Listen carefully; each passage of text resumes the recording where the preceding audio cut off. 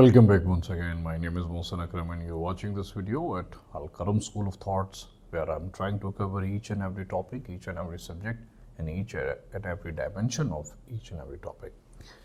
1950s और 60s के अंदर नेशनल जो ऑफिसेज ऑफ पाकिस्तान थे उनको कौन कंट्रोल कर रहा था?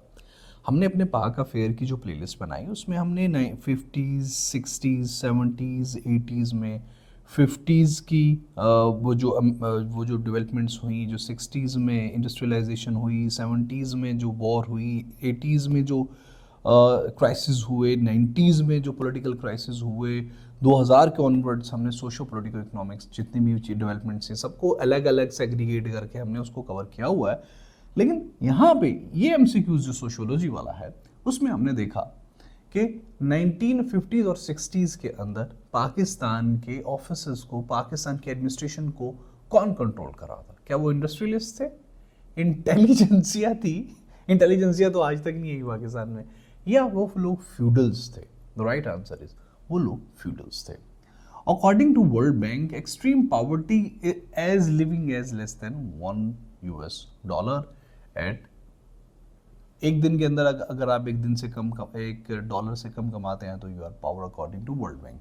सोशल एक्सक्लूजन्स की कौन कौन सी एग्जांपल्स हैं? एक तो टैक्स अवॉइडेंस, टैक्स अवॉइड होता है, गेटेड कम्युनिटीज होती हैं इसमें, और होमलेसनेस होती है, उसको कहते हैं सोशल एक्सक्लूजन्स। मतलब ये सोसाइटी से, मुआशरे से जब इंसान अलग हो जाए ना, एक रो से, एक पैसेज से, तो उसको सोशल एक्सक्लूजन, सोसाइटी से बाहर हो जाना कहते हैं। फेमिनिज्म ऑफ पॉवर्टी का मतलब होता है कि women's increased chances of being in poverty, कि ख़वातीन के बढ़ते हुए चांसेस कि वो गरीब रहें या हो जाएं, क्योंकि एक तो उनकी तनख्वाह कम होती है, लो पे होती है, और ग्रेटर वेलफेयर डिपेंडेंसी, कि भाई वो या तो अपने शौहर की या स्टेट की या किसी भी दूसरे बंदे पे डिपेंडेंसी की वजह से। Feminization of poverty is the vulnerability of women of being poor. The functionalist theory of inequality suggests that high rewards and incentives ensure that the most skilled individuals will take the most important social positions. Functionalist theory कहती है, functionalist theory of inequality के मुताबिक जो अगर ज़्यादा rewards दिए जाएंगे, incentives दिए जाएंगे, तो इससे इंश्योर हो जाएगा, ये श्योरिटी हो जाएगी कि जो ज़्यादा काबिल और ज़हीन लोग हैं वो ज़्यादा अहम पोजीशंस हैं उन पे वो उनके हाथ में होंगे। मैथ्यू इफेक्ट कहता है, मैथ्यू इफेक्ट के मुताबिक middle class tends to be the main beneficiary for the social benefits and the services aimed at the poor. क्या होता है मैथ्यू इफेक्ट के अकॉर्डिंग? जो भी हम फवायद करते हैं the poorest of the people, उन लोगों को, तो उनकी उन फवायद की सबसे ज़्यादा बेनिफिशियरी मिडिल क्लास होती है। ठीक है, जो हम चैरिटी, जो जितने भी अमीर लोग जो काम करते हैं for the welfare of the poor, उसकी मेन बेनिफिशियरी मिडिल क्लास होती है। This is called Matthew effect. According to world Bank, 2030 तक largest proportion of the poor people would be found in Africa. Africa के अंदर दुनिया में सबसे ज़्यादा गरीब लोग रह रहे होंगे according to world bank. Standard food intake for the adult male is 2000 से 2500 कैलोरीज। हम इसको अपने जनरल साइंस एंड एबिलिटी वाले पोर्शन में डिटेल्ड वाइज कवर करेंगे इंशाल्लाह। डिपेंडेंसी थ्योरिस्ट जो है ना, from low income countries drew the ideas from Karl Marx. जो dependency theorist low income countries हैं उनके जो आइडियाज की रूट्स हैं वो कार्ल मार्क्स से जाकर मिलती हैं। The final stage of demographic transition is marked by, जब फाइनल स्टेज होती है ना डेमोग्राफिक ट्रांजिशन की, वो मार्क की जाती है लो बर्थ रेट से एंड लो डेथ रेट से।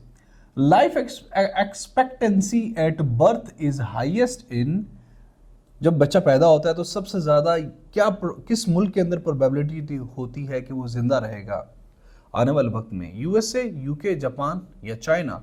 राइट आंसर इज जापान के अंदर ये प्रोबेबिलिटी ज़्यादा होती है। According to US department, United States of America के डिपार्टमेंट ऑफ लेबर के मुताबिक तकरीबन 75% ऑफ डाउनसाइज्ड एम्प्लॉइज, जिन एम्प्लॉइज को डाउनसाइज कर दिया जाता है, निकाल दिया जाता है, वो नई नौकरी तलाश कर लेते हैं। Sociologists and labor specialists foresees a workforce increasingly composed of women, minorities and ethnicities. Sociologists के मुताबिक आने वाले वक्त में ख़वातीन ज़्यादा वर्कफोर्स का हिस्सा होंगी, माइनॉरिटीज़ भी ज़्यादा पार्टिसिपेट कर पाएंगे और एथनिसिटीज़ अलग अलग different ethnicities as compare to जो कि आज कम हैं, वो आने वाले वक्त में ज़्यादा होंगे into the markets, labour market. Education of women is the most important step किस चीज़ में? Into the controlling the population. At the time of independence Pakistan की जो पॉपुलेशन थी वो 33 मिलियंस थी। On a positive side population से क्या होता है, एक फायदा भी होता है, वो ये होता है कि लो कॉस्ट लेबर प्रोड्यूस होती है, मतलब सस्ते में चीज़ें बन जाती हैं, और इसी का चाइना फ़ायदा उठा रहा है। हम पाकिस्तान अफेयर में जब देखेंगे, इंटरनेशनल अफेयर में जब पहुंचेंगे तो देखेंगे चाइना और रशिया, चाइना और अमेरिका के दरमियान क्या चल रहा है और कैसे चाइना आगे जा सकता है, ये गया है, या क्या हो सकता है probability. Total inhabitants of an area at a given time क्या कहते हैं उनको, क्या उनको एथनिसिटी कहते हैं, क्या उनको कुछ और कहते हैं? ये पॉपुलेशन की डेफिनेशन है कि एक एरिया के अंदर टोटल इनहेबिटेंट्स उसी टाइम के अंदर जो होते हैं उनको उसकी पॉपुलेशन कहते हैं। According to world Bank, which is middle income country? China, India, Indonesia, कौन सा है? यूएस है, यूके है? राइट आंसर इज यूएस के मुताबिक, वर्ल्ड बैंक के मुताबिक चाइना एक मिडिल इनकम कंट्रीज है। Global economic inequality refers primarily systematic difference in wealth and income between the countries.